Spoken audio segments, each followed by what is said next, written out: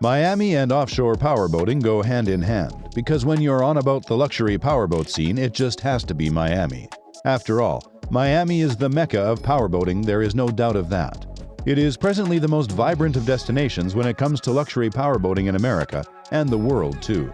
What makes Miami such a preferred destination for powerboating is its perfect geographical location. It has lovely weather and is located just 180 miles from Nassau, Bahamas. It is also close to the West Indies and South America, making it one of the best ports of call. But hey, that applies to all people who follow the law and those who don't. Yeah, you'll be surprised how the powerboating scene attracts high-profile gangsters too, and sometimes members from South American cartels. But enough of that. Check out the inside of the Miami luxury powerboat scene. The origins of the powerboat scene. You're going to be surprised at the origins of the Miami powerboat scene. How exactly did the place evolve into such a high-flying center for a sport that attracts the rich and famous? And of course, the infamous too. Well, more than you know, powerboats were first used for the nefarious and ugly business of drug running. Heck, every member of those seedy, notorious and savage drug cartels used powerboats. They were fast and ideal for the influx of cocaine and meth from South America. Ask the cocaine cowboys Sal Magluta and Willie Falcon. These guys were kings of the powerboat scene in the 90s. They were pros, entered competitions, and even won awards. But all that meant nothing. These two were actually a front for drug running for the dangerous cartels of Mexico and Colombia. The demand for drugs exceeded supply. Just like you have the moonshiners of NASCAR who continue to outwit the police evading arrest because of prohibition, it is the same with the Miami powerboat scene. In the early 90s, millions in the US became hungry for cocaine. It was not costly and South America was supplying most of it. The demand exceeded supply, but innovative efforts by US drug enforcement constantly put a damper on things until the rich frontmen in Miami got creative. The clampdowns triggered the classy drug runners' need for speed. People like the cocaine cowboys, Don ARONOW and Thunderbolt Rowe, promoted the sport, which flourished into a regular high-profile competition. But hiding its seedy undertones, it became a fantastic guise for drug running. The powerboat scene attracted the rich elite like flies. The powerboat scene soon attracted the elite, power-hungry stockbrokers, celebrities, doctors, even lawyers, all wanting a piece of the powerboat action. In all probability, it may have been a desire to be seen among influential society, to feel famous. Added to that were TV serials like Miami Vice, dramatizing all that wasn't right with the luxury powerboat scene in Miami. There was also something dark and sinister about it. Take Northeast 188th Street, bordered on both sides by drab concrete block buildings, parallel canals, dry docks, and overgrown vacant lots. Today it isn't as glitzy and glamorous as its mysterious past, but it was here.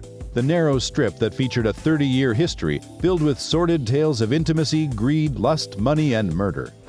Powerboat racing was a 365-day affair. The hunger for powerboat racing among enthusiasts and promoters of the sport grew it into a 365-day affair. It seemed every jet-setter or who's who of business wanted to be on the water behind a steering wheel on a boat in Miami. Boats were being manufactured by none other than Lamborghini, and the most famous one was a baby which inspired Raging Bull. A typical Lamborghini Aventador can cost a cool $2.2 million. The 52-foot power pack comes custom-built and is powered by a 1350 bhp engine that takes it to a speed of 180 miles per hour. Million-dollar powerboats were a common affair, taking part in offshore racing, sandbar partying, and of course drug smuggling. Larry Goldman, the performance king.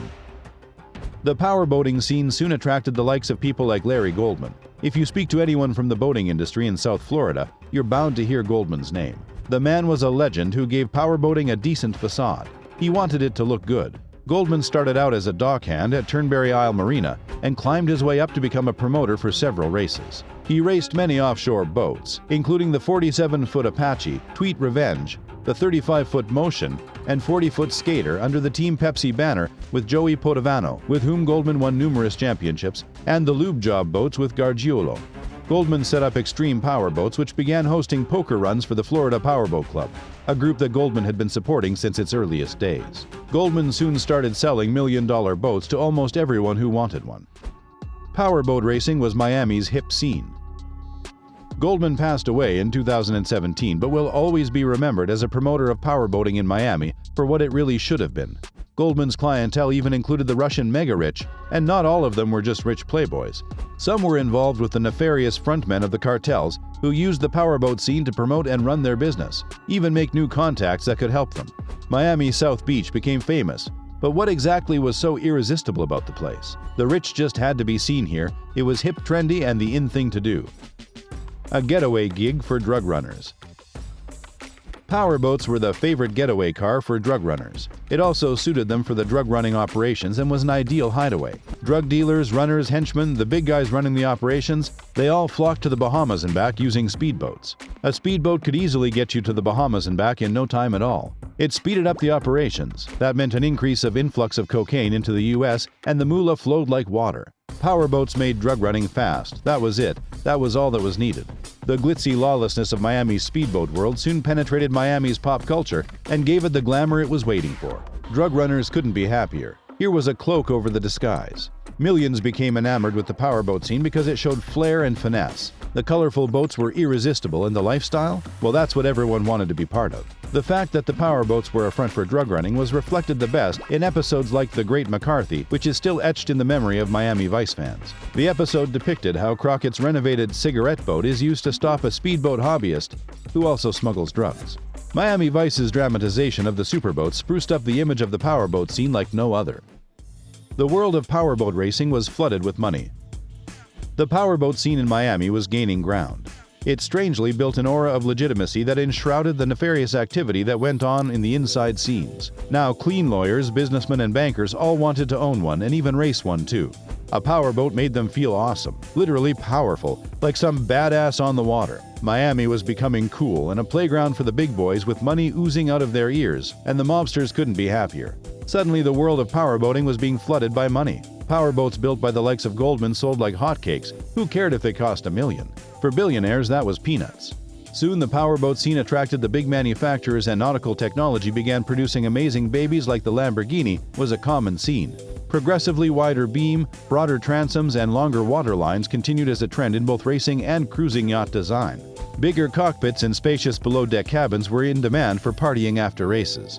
This led to the famous locations like Gasoline Alley or Thunderboat Row, a dead-end street known as the high-performance boating birthplace. Cigarette boat king Donald ARONOW. The boat scene soon involved businessmen like murdered cigarette boat king Donald ARONOW. ARONOW, a self-made millionaire from New York featured in Miami Vice, was a major figure on the boating scene. The founder of companies like Cigarette, Donzi, Magnum, and Formula was a performance king of the boat races. His boats broke speed records and won every major race in the world. Unfortunately, he somehow got on the bad side of the seedy underworld of powerboat racing and was gunned down in broad daylight. Today, powerboat owners and those in charge of the powerboat clubs want to forget the infamous reputation of the powerboat industry of the 90s. Owners want to forget about the past and focus on the future as a sport. The powerboat industry is evolving. Today, boat owners launch promotional campaigns and have adapted their powerboats to an evolving market. New designs have emerged, and manufacturers have been building powerful, luxurious models built to accommodate even families. The biggest obstacles, of course, are the ongoing pandemic, recession, and the dark undertones of the powerboat industry's sordid past. That never disappears. But that's not to say the powerboat industry has improved by leaps and bounds. Technology has taken them to ridiculous heights with completely computerized control, super powerful motors, and incredible speeds. The powerful speed monsters of 2021. In the 90s, billionaires and diplomats all traveled to Miami to look for powerful toys like the Ferrari Testarossa, a boat that commoners would not dream of possessing. The Testarossa was as sleek as a panther and as fast as a cheetah. Today there are power monsters that would make those look like toys. There are power demons like the Nimbus T8, which offers safe walk-around decks, reassuringly solid build quality, versatile cockpit seating, and overnight accommodation, but in a smaller and faster package. Then there is the award-winning Azimuth, with a bold triple IPS layout which delivers a real strong performance and impressive fuel economy for its size. It has a lavish owner's suite and a double cabin complete with the usual bunk beds. The Azimuth 6 is famous for its striking design, and it is a sensational boat that exudes class. The 84-foot-long Pershing 8X is an eye-popper weighing 57 tons. It has a top speed of 50 knots and can cruise the entire day at 35 knots.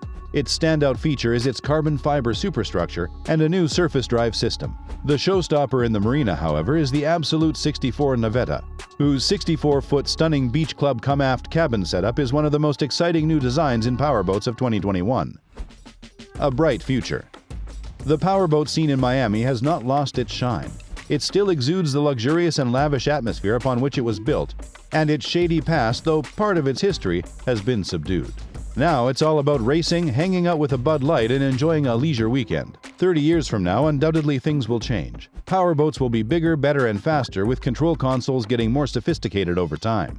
Speed records of 245 miles per hour are being consistently broken, and it isn't going to stop there. Miami's love affair with boats will continue, and hopefully we'll have a brighter future. Well, there you have it. Why not try powerboat racing for yourself? But before you go to Miami, don't forget to subscribe to the channel.